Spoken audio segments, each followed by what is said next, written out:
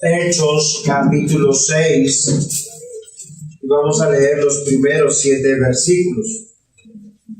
La palabra del Señor dice de la siguiente manera: en aquellos días, como creciera el número de los discípulos, hubo murmuración de los griegos contra los hebreos, de que las viudas de aquellos eran desatendidas en la distribución diaria. Entonces los 12 convocaron a la multitud de los discípulos y dijeron: ¿no es justo que nosotros dejemos la palabra de Dios para servirles a la mesa? Buscad pues, hermanos, de entre vosotros a 7 varones de buen testimonio, llenos del Espíritu Santo y de sabiduría, a quienes encarguemos de este trabajo, y nosotros persistiremos en la oración y en el ministerio de la palabra. Agradó la propuesta a toda la multitud, y eligieron a Esteban, varón lleno de fe y del Espíritu Santo, a Felipe, a Prócoro, a Nicanor, a Timón, a Parmeneas y a Nicolás, prosélito de Antioquía, a los cuales presentaron ante los apóstoles, quienes orando les impusieron manos. Y crecía la palabra del Señor, y el número de los discípulos se multiplicaba grandemente en Jerusalén. También muchos de los sacerdotes obedecían a la fe. Amén. Amén. Es la palabra del Señor y es una historia que Dios nos quiere contar. Para muchos este pasaje es para validar un tipo de gobierno que es el congregacional. ¿Qué es el gobierno congregacional? Cuando nosotros nos ajustamos, cuando digo nosotros, decimos los pastores, nos tenemos a ajustarnos a lo que dice la congregación. Es una manera de verlo. También el énfasis que se usa este pasaje es para el nombramiento de los diáconos, para saber que en la iglesia hay diáconos. Sin embargo, si nosotros meditamos con paciencia el pasaje, hay un tema que concatena todo. O sea, que va como una aguja hilvanando y nos va a advertir de algo que sucede en las iglesias. Ahora, entendiendo que la iglesia siempre es atacada, y sobre todo cuando la iglesia es bíblica. Ahora, yo les haría una pregunta a ustedes. ¿Quiénes creen que son los más acérrimos enemigos de la iglesia? O sea, ¿quiénes realmente muestran su ataque en la iglesia? Por ahí alguno me va a decir que es Satanás. Otros son los no cristianos. Pero ¿saben qué es curioso?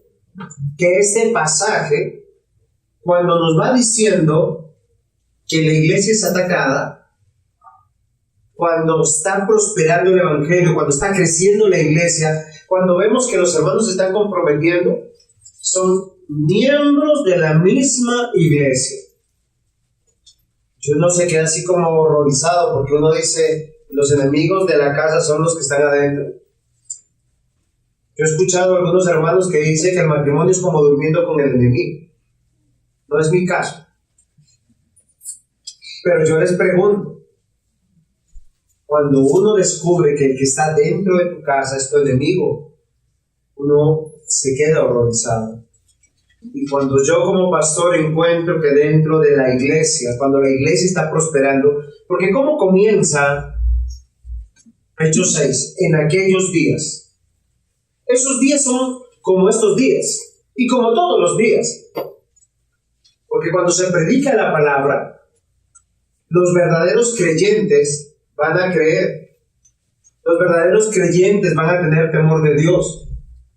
Se van a añadir personas realmente que amen la iglesia, no importa dónde les quede, y el sacrificio y el costo que tengan. En aquellos días, dice la Escritura, crecía el número de los discípulos, Y esto es una buena noticia. ¿Cómo termina Hechos 5? Diciendo lo siguiente: y todos los días en el templo por las casas no cesaban de enseñar y predicar a Jesucristo. Miren, queridos hermanos, si la iglesia hiciera la tarea de predicar a Cristo, más de estar haciendo énfasis de estudio, de trabajo, de sus proyectos de vida, las iglesias crecerían. Nosotros creceríamos como seres humanos. ¿Por qué razón, mis hermanos? Porque la palabra de Dios nunca vuelve vacía. La palabra de Dios hace dos cosas. Literalmente, el que va a ser salvo la cree y se arrepiente de lo mal que va a subir. Y el que no la cree simplemente la rechaza o sencillamente tiene mente de teflón. No se le pega nada. Es así de sencillo, no le importa. Pero lo que nunca esperaríamos, queridos hermanos, que el ataque venga de dentro de la iglesia. Yo nunca pensaría que alguien que se llama amigo mío me esté traicionando. Que alguien que me diga que me quiere, que me ama, que es incondicional conmigo, esté preparando algo en contra mía. O peor, que esté hablando en contra de mí, de mi familia o de la iglesia. Pero quiero leer Marcos capítulo 3, versículo 20, 27. Y se agolpó de nuevo la gente, de modo que ellos ni aún podían comer pan. Cuando lo oyeron los suyos, vinieron para prenderle, porque decían: este fuera de sí. Está fuera de sí. Estoy leyendo mal. Pero los escribas que habían venido estaban hablando de Jesús. Él estaba sanando, estaba predicando, y los fariseos saben que decían: este está fuera de sí. Muy bien. Pero los escribas que habían venido a Jerusalén decían que tenía a Beelzebú. Johan, ¿quién es Beelzebú? Karina, ¿quién es Beelzebú? Beelzebú, ¿quién es?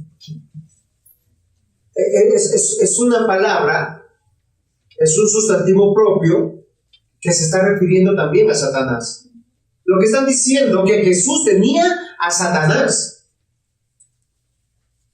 y que por el príncipe de los demonios echaba fuera a los demonios.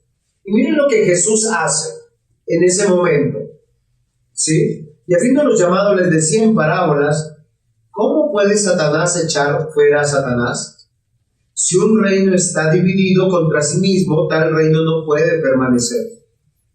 Ustedes imaginan papá y mamá y van a tomar una decisión, y uno toma para la derecha y otro para la izquierda. ¿Qué van a hacer con ese matrimonio? Lo destruyen. ¿Qué van a hacer con esos hijos? Los destruyen. ¿Cómo un niño va a aprender a ser hombre si el papá toma una decisión y la mamá toma otra? Y lo contradice. Y lo quiere manipular. Miren, mamás, una de las cosas que nunca tengan que hacer con sus hijos varones es manipular a sus hijos. Porque ustedes les enseñan a tomar decisiones por manipulación, por amenaza, buenas o malas, con buenas o malas intenciones. Cuando lleguen a jovencitos, va a venir una mujer y los va a manipular. Y es cuando usted se va a acordar de mí. Porque se va a recordar que usted destruyó a ese varón. Porque es un cobarde. Alguien manipulable. Alguien que se esconde detrás de las faldas de la mamá. Y eso es lo que el Señor Jesús está diciendo.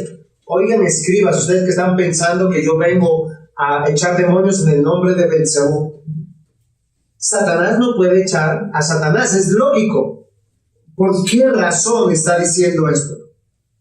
Si un reino está dividido contra sí mismo, tal reino no puede permanecer.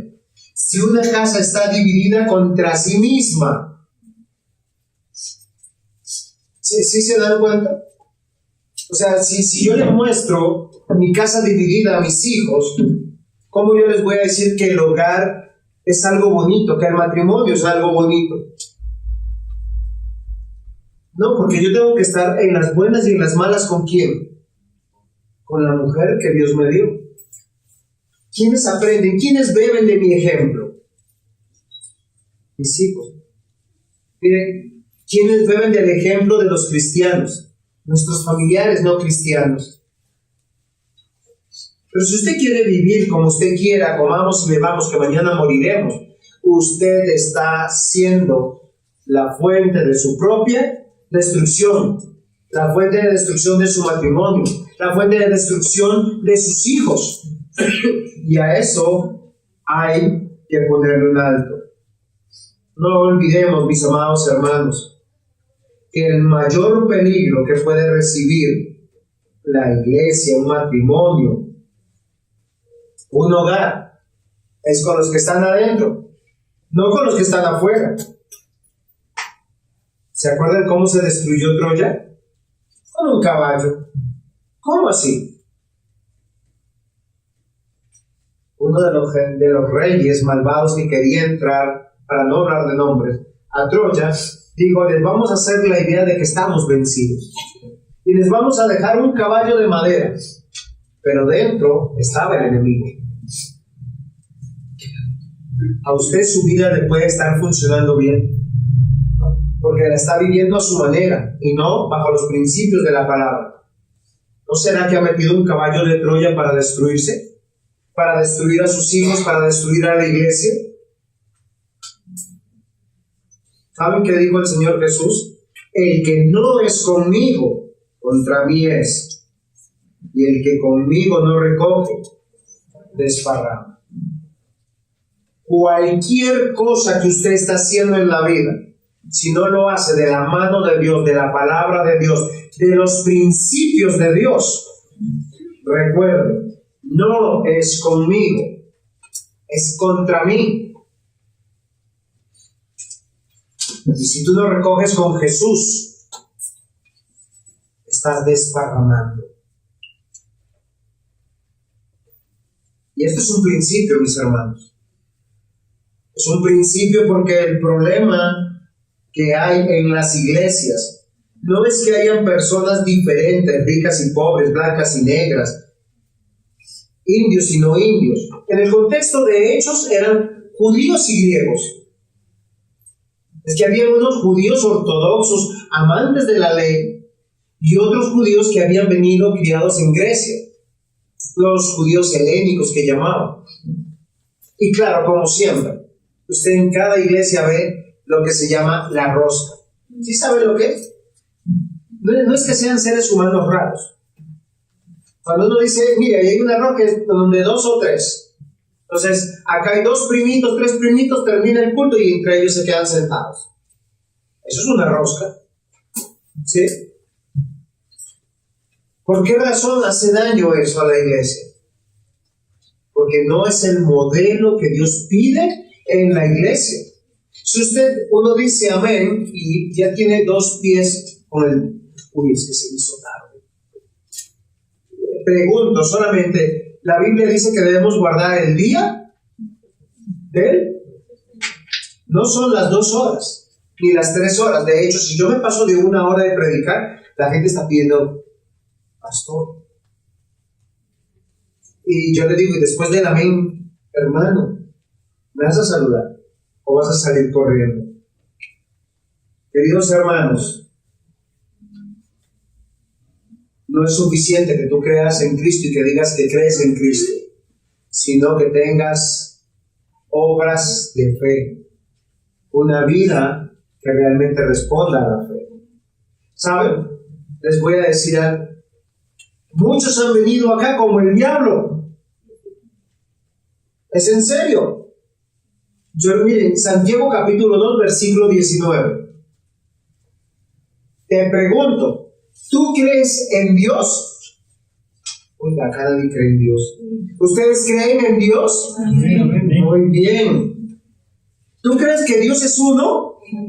Muy bien, bien haces, dice la Biblia. También los demonios creen y tiemblan. El versículo que precede a Santiago 2:19 es: la fe sin obras es muerta. Mire, uno de los mayores teólogos que está en este mundo se llama Satanás. Él sabe que Dios es trino. Él sabe que Dios resucitó. Él sabe que es todopoderoso, es omnisciente y que no lo puede engañar. Y tiene temor.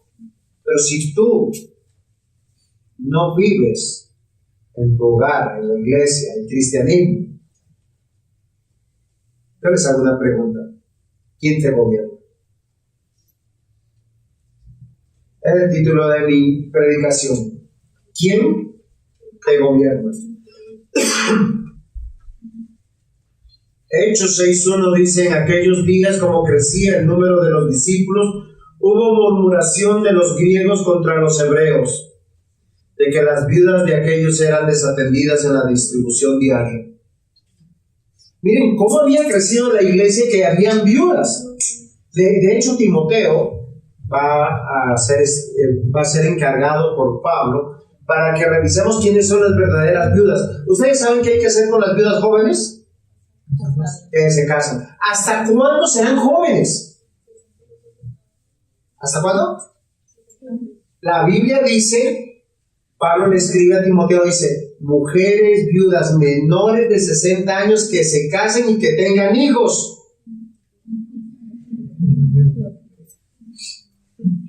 Así que si usted tiene 50, dice: ay, estoy viejita.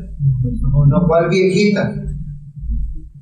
Es interesante, porque si no, dice que si no se casan van a estar de casa en casa como chismosas, como entremetiches, llevando y trayendo.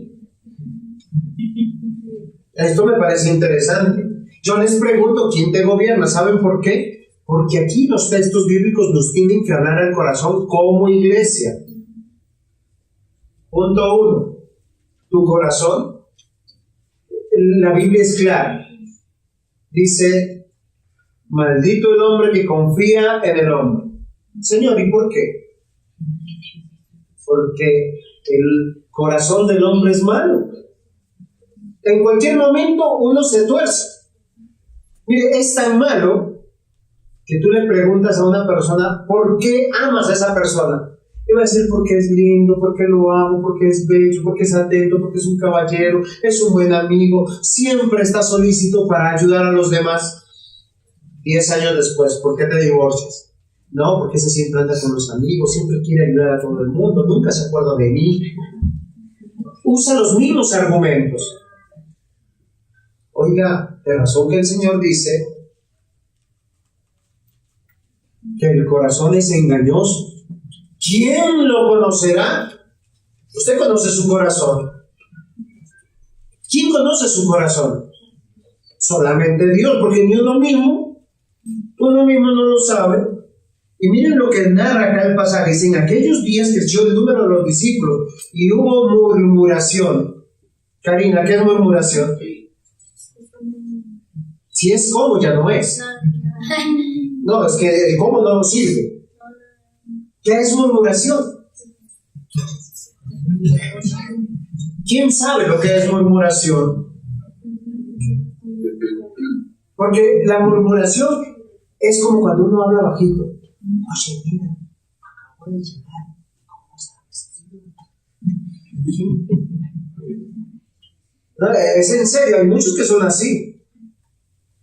Y eso es malvado, porque tiene un sentido figurado de hablar entre dientes, manifestando desaprobación, queja, enfado, algo que no quisiera que nadie más escuchara, que sale de mis labios.